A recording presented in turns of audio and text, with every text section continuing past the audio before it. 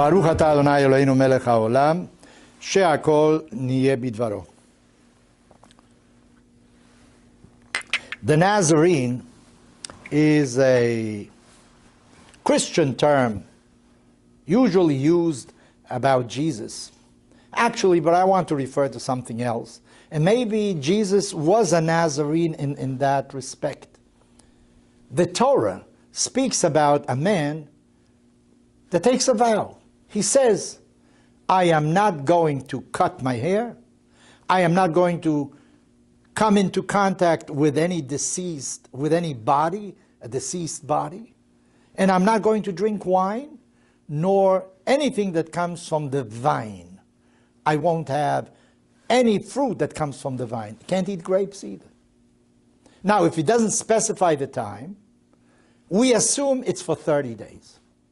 At the end of the 30 days, this person has to bring a sacrifice in the Beit HaMikdash, in the temple, and that's the end, that's the conclusion of his period of being a Nazarene, Nazir in Hebrew. Now, is that a good thing or not? Well, our rabbis are really divided about it. They say like this: if it's a good thing, why does he have to bring a sacrifice at the end of the period? Well, what's bad about abstaining yourself from certain things? Well, they say, just a moment, God placed us in this world to enjoy this world. Who says you can't drink wine? What's no good is to get drunk. But there's nothing wrong with drinking wine. Why can't you cut your hair? And if somebody needs to take care of a deceased person, well, that's what you do.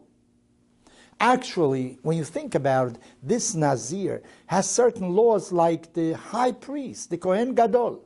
The Kohen Gadol, the Kohanim in general, the priests could not drink. And this appears in the Torah. At one time they say, a Kohen cannot go and offer a sacrifice while he is drunk. Why not? Well, 2 of Aaron's sons died. And one of the reasons our rabbis think maybe they were drunk. How is it possible that the children of Aaron were drunk? No. Well, they say maybe they used wine in order to gain a certain level of emotional feeling, of spirituality, in order to serve God better. You know, some kind of hallucinatory type of drug or something like that. Not because they want habit forming. No, to the contrary, they want to be in a different state of consciousness maybe. Maybe the Torah is saying, forget about that. Just act naturally. Don't use any artificial means in order to gain a different degree, a different height of spirituality. So they say, this is no good. Others claim no.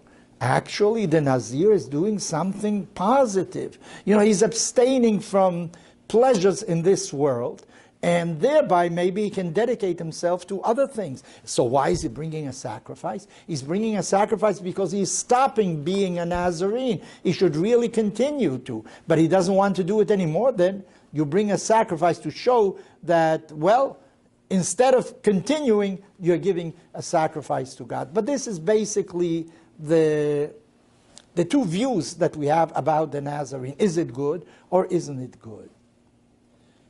In the Bible, there's a very famous Nazarene. Do you know who he was?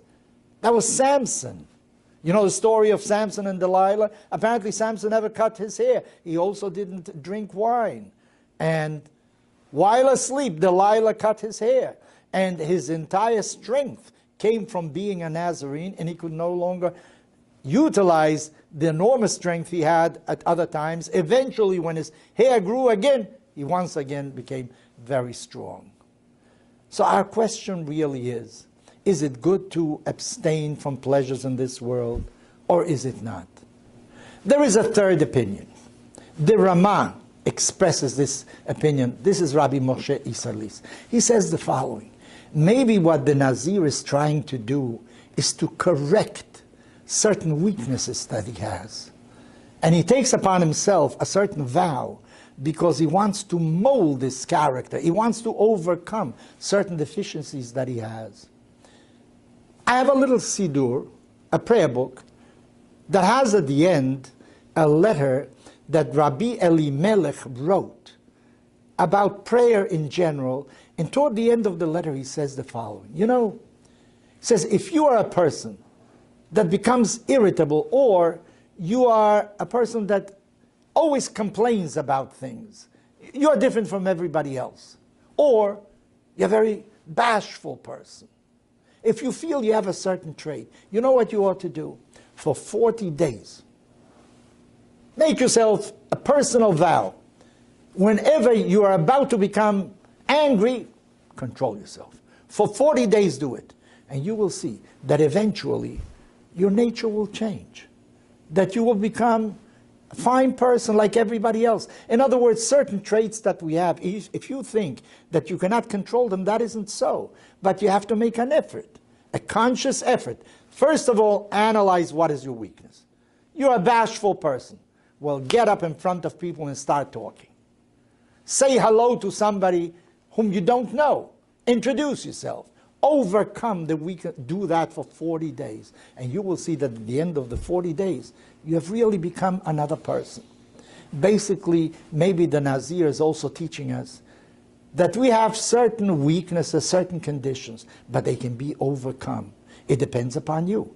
If you make the effort, the Nazir is showing us the way. Of course, to be a Nazir forever, that's not Jewish tradition. We don't want to deprive ourselves of certain legitimate pleasures in this world. There's no need to deprive yourself of wine.